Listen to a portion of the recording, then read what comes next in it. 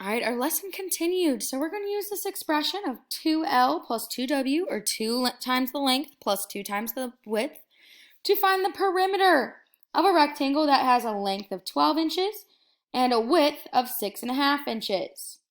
So what you can do is you can add all the sides up to find the perimeter, or we can take a look and we can use this equation and we can do 2 times the length. So 2 times 12 plus 2 times 6.5. So if we did 2 times the length, or 2 times 12, plus 2 times the width, which is 6.5, let's multiply those. So instead of adding them all up, let's do these. So 2 times 12 is 24. Keep that plus. 2 times 6.5, well, if I have 6.5 times 2, 2 times 5 is 10, 2 times 6 is 12, plus 1 is 13. Decimal in just 1, you get plus 13. 24 plus 13, let's see, 24 and 13, 4, 5, 6, 7, 2, and 3. I get 37, so my answer I'll get is 37. And if you were, and that's going to be inches. If you were to add all the sides up, you will get 37 inches, 37. So you can do it both ways. All right, let's take a look at this one. A clown starts with 20 balloons.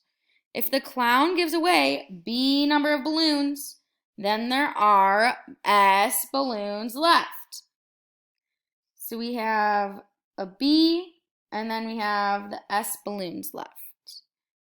So we're going to use the expression below to complete this table. So this expression is 20 minus B. So we're going to take a look. If B equaled 4, well, we'll put the 4 in place of that B, and we'll have 20 minus 4. 20 minus 4, you should get 16. So if there were 4 balloons that a clown gives away, there'd be 16 left. Let's take a look at the next one.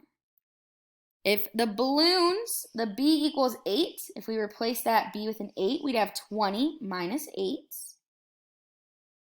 What is 20 minus 8? Hopefully you got 14, or I'm sorry, hopefully you got 12.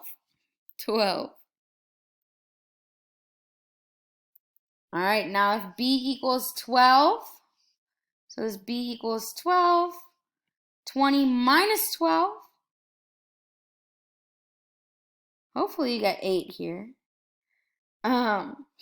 You can do it off to the side. 20 minus 12.